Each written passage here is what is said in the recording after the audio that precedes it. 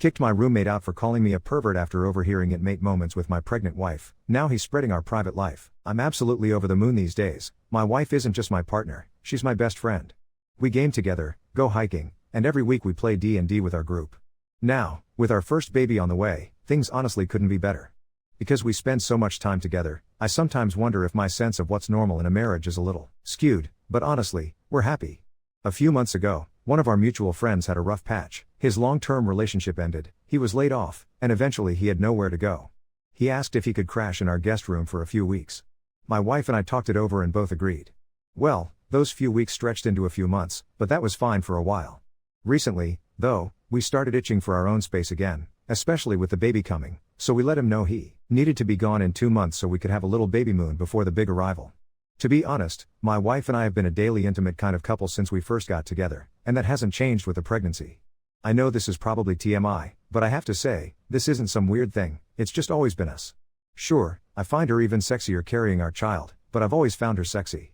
So last night, our friend ran into a little issue. The moisture shutoff tripped in his bathroom, a quick fix on the outlet, not the breaker, so he came up to ask us how to get the lights back on. Turns out, he was standing right outside our bedroom door, probably listening to see if we were awake, and then he clearly heard us being intimate.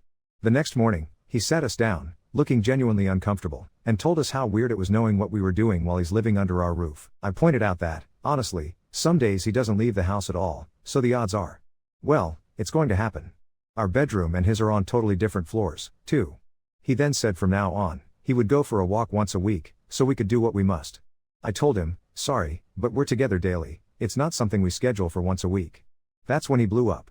He demanded to know if we'd really done this every single day in the 3 months he'd been living with us. With my wife's pregnancy, he said he never would have expected it and proceeded to call me a pervert. Then he went even further, saying we were both perverted for being intimate while he lived here, accusing us of violating his consent. I stood my ground and told him he'd need to find somewhere else to live, he could leave earlier than planned. He's now telling other people about this, and while most say he's being childish, some think I'm extreme for kicking him out 2 months before we said we would. I can't help but wonder, am I the asshole here? Update 1. I never expected things to escalate like this, but my wife and I have really appreciated all the support and insight we've received. Last night, after reading and discussing some thoughtful perspectives, we started to wonder if maybe our house guest was triggered by something, or as others suggested, perhaps struggling with asexuality and being sex-averse. We have several ace friends ourselves and the last thing we wanted was to be dismissive or accidentally hurt him if this was coming from a place of genuine discomfort or identity.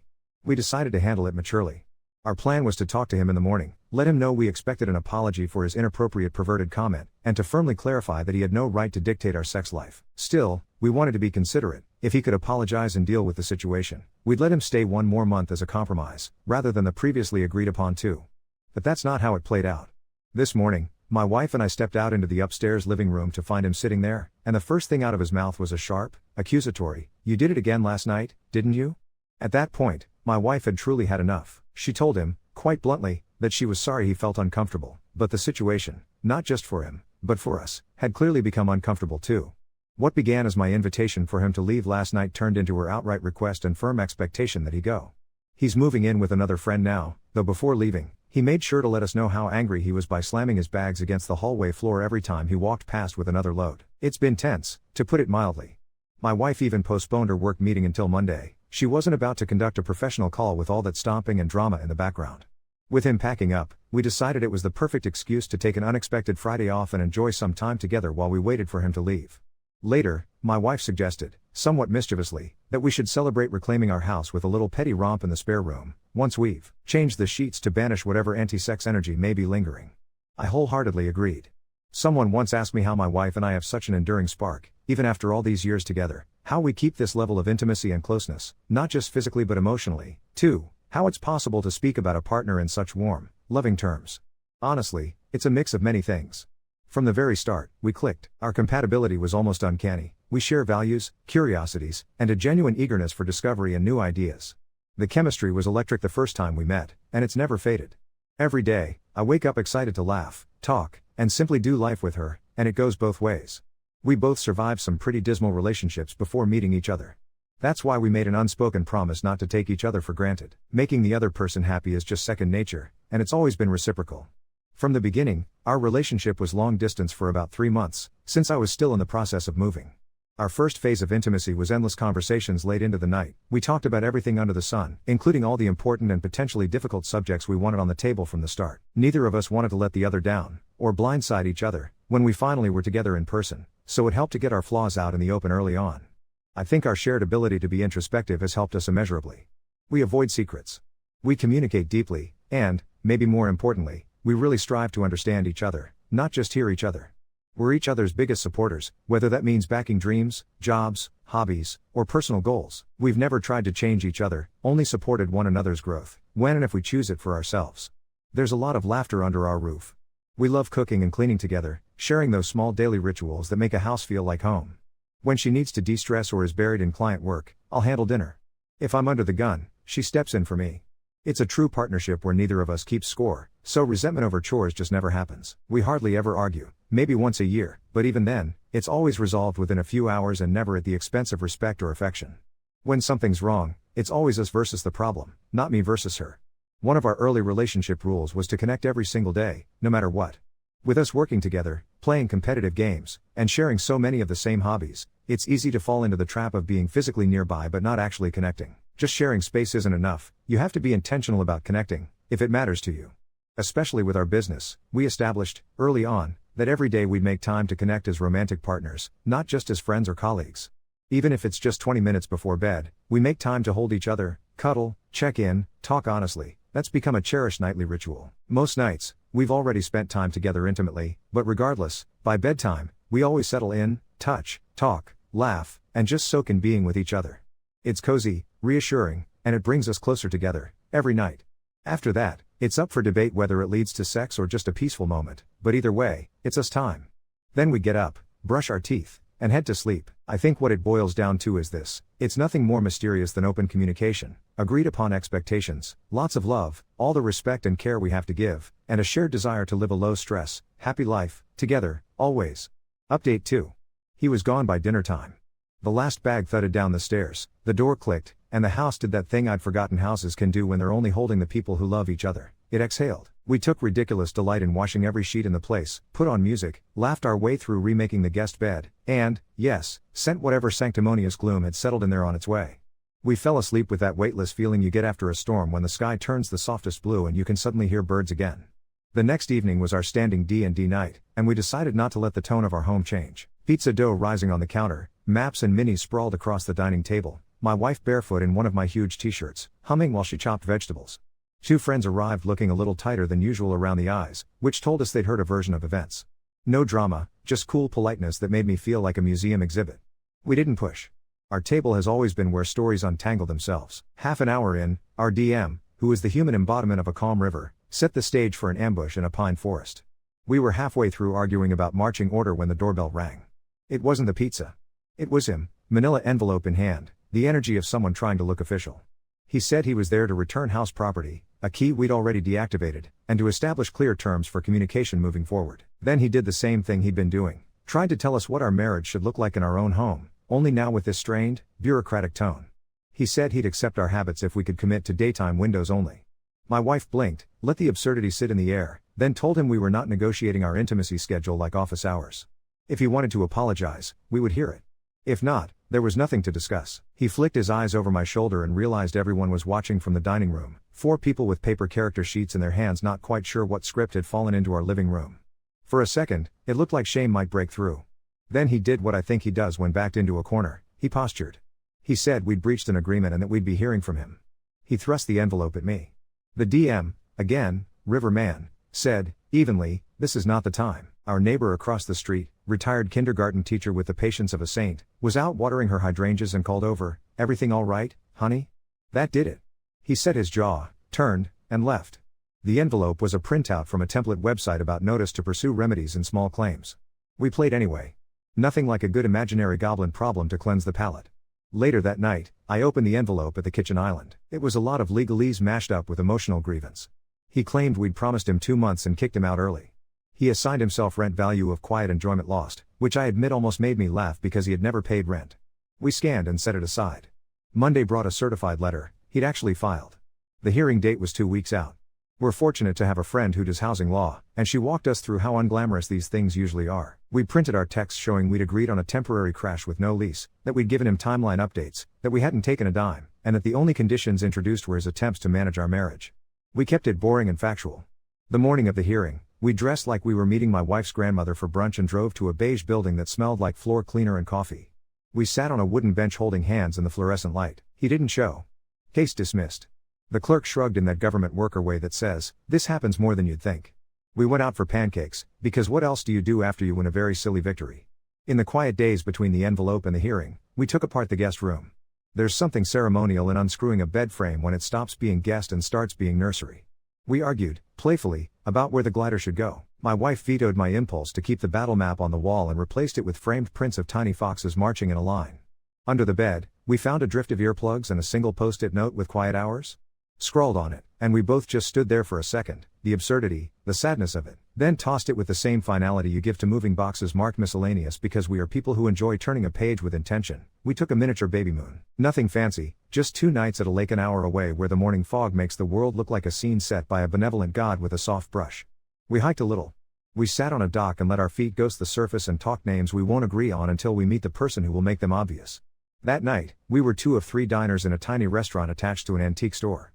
The third diner turned out to be his ex. She recognized my wife by her laugh and came over with that careful, checking smile exes wear when they don't know if they're walking into a minefield. She wasn't angry. She was tired in the way people are when they've already done their grieving. She said she'd heard he'd bounced again. She apologized, in this way that wasn't hers to carry but that she still felt moved to offer. And without malice she gave us context, that he'd been raised with a puritanical brand of shame that left him clutching rules like life preservers when he felt adrift, that he struggled with intimacy even when it wasn't his, that it always became a control problem when he panicked. She said she hoped he'd finally get help, because the common denominator kept being the same. We told her sincerely that we hoped so too. We wished her well and she wished us joy with a hand on my wife's shoulder, and then she bought a ceramic cat and we bought a squeaky rocking chair from the antique store because you cannot test a rocking chair without becoming someone's grandparents. On the drive home, the baby kicked like they were applauding. The certified dismissal came in the mail yesterday. He sent a 2-line email last night. "I'm withdrawing any claims. I'm sorry for my language. Won't contact again." No explanations, which is fine. We don't need them. I hope he means the apology. I hope he means the won't contact again even more. Tonight, the glider sits in the corner with a folded blanket my mom knit hanging over the back. My wife is practicing slow circles with her hips because apparently the baby likes that. The crib has one tiny fox peeking over the rail. The house is quiet in that good way again, the kind of quiet that's made of humming appliances and pages turning and someone you love walking down the hall.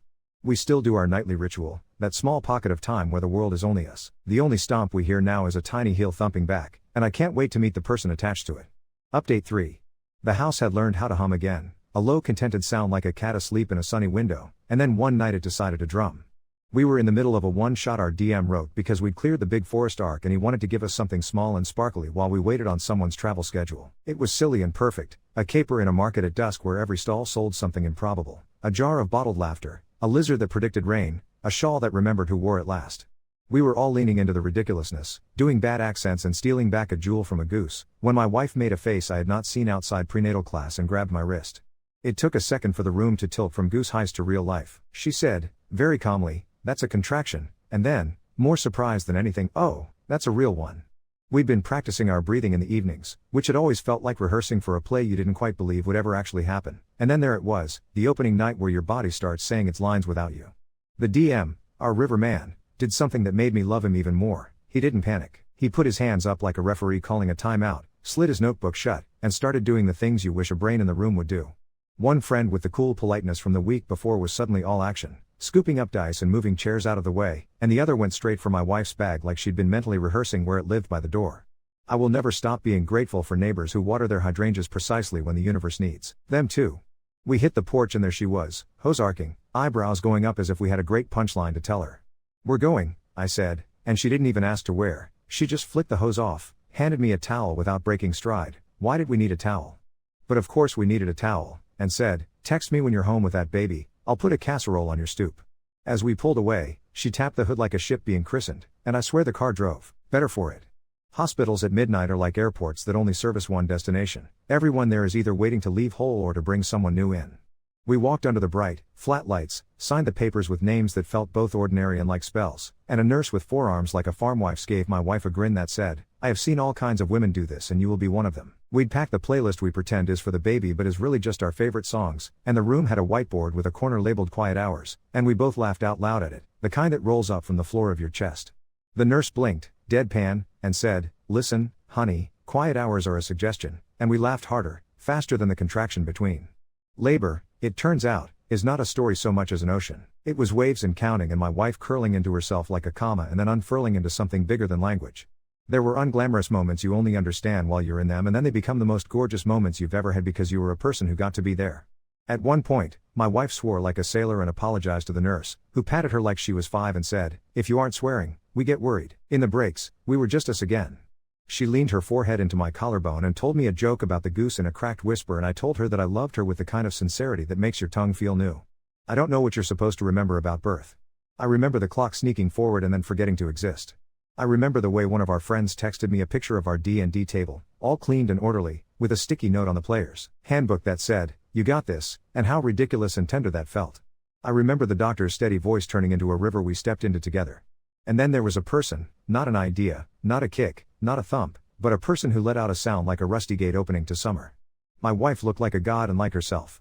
I have never been more in love with anyone or anything than I was in that hour when the shape of my family shifted and clicked. We named them the name that had been quietly hanging around the edges of our lists all along, the one that had not asked for attention, just waited for us to notice that it fit like a hoodie you reach for without thinking. We will tell it to the people who know us and to the forms we have to fill and to the neighbor with the hydrangeas, but not here, because keeping one small treasure in our own pocket feels right. Morning was all ginger ale and graham crackers and a parade of nurses whose competence should be on currency. We dozed in jagged pieces. The world tunneled to a triangle of things, my wife sleeping with our baby spread starfish on her chest, the thin cry like a violin warm-up, the cheap pink basin the hospital uses to give the first bath. Around 11, our River DM texted me a photo of our front steps with a casserole on them and a note, "Critical hit, lasagna," in someone's careful block. Letters, it made me laugh so hard the nurse came to check on me. The two friends who'd been cool at D&D sent a single line, "We love you 3, tell us when to bring food and when to shut up," and I forgave the space between us in the same breath I answered with a heart. Sometimes people find their way back to the table when they see the story you thought they might. On day 2, a gift arrived at the nurse's station with our names written in a familiar, squared-off hand that made my chest do a complicated thing I couldn't name. The nurse brought it in with the same neutral tone she used for every delivery, but my stomach still stepped off a curb. Inside was a white noise machine shaped like a fox that projects tiny stars on the ceiling. There was a small card, "For the baby's quiet enjoyment." I'm sorry. It wasn't signed, but it didn't need to be. My wife turned the fox over in her hands like it might reveal a different message on the underside, then set it on the rolling table and turned it on. The ceiling bloomed with pale constellations. Our baby went silent, eyes wide, that newborn owl look. We didn't say much. There's a version of kindness that is not an invitation but a true ending, and we chose that one. We will try not to speak his name to each other again. We will let him be someone else's lesson. Coming home felt like stepping back into a book we'd loved, only now there was a new chapter threaded in. The neighbor's casserole smoked gently like a cartoon meal left on a windowsill to cool.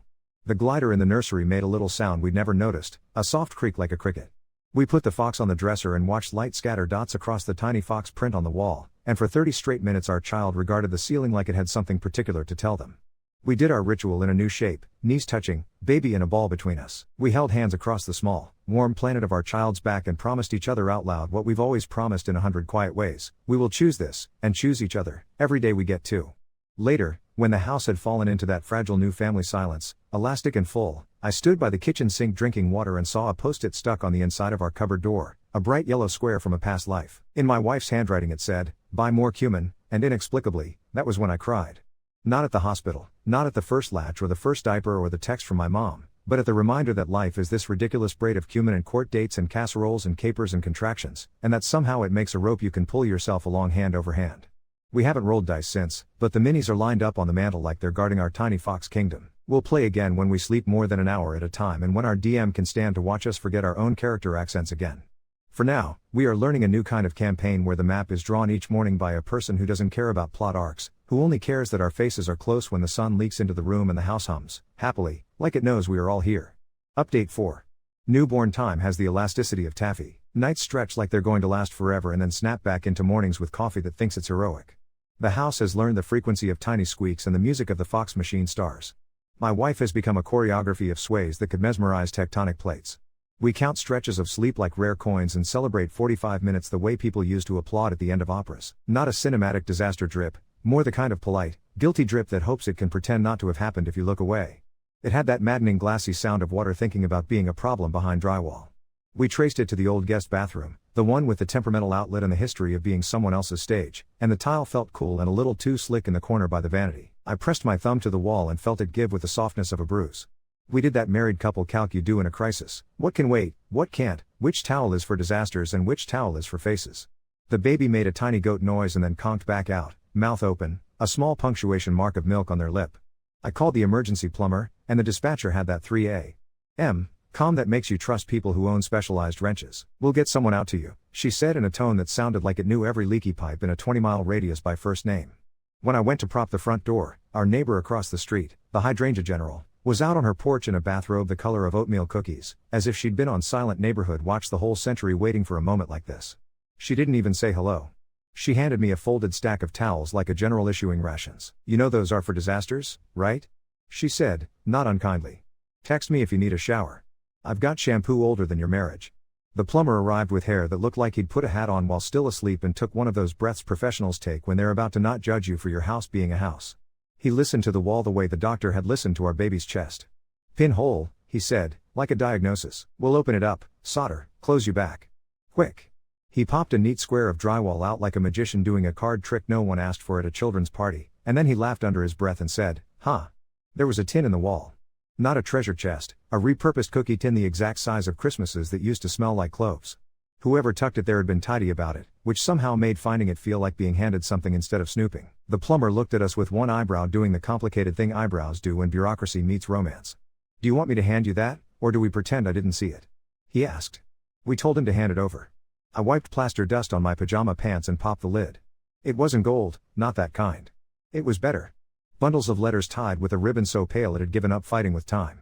Recipe cards in a mix of block letters and loopy cursive. A black and white photograph of a woman in a housecoat leaning over a bassinet in a corner I recognized by the angle of the baseboard.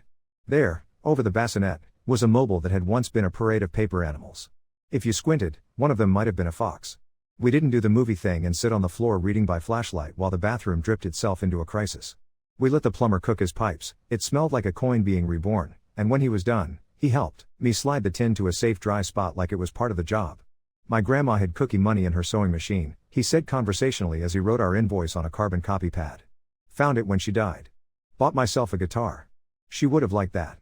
He grinned at the baby, who chose that exact moment to sigh like a retiree, and the plumber's whole face softened in a way I've learned universes do around new people. In the blue-edged corner of morning, while the baby did that impossibly small snore you feel in your own chest, we read.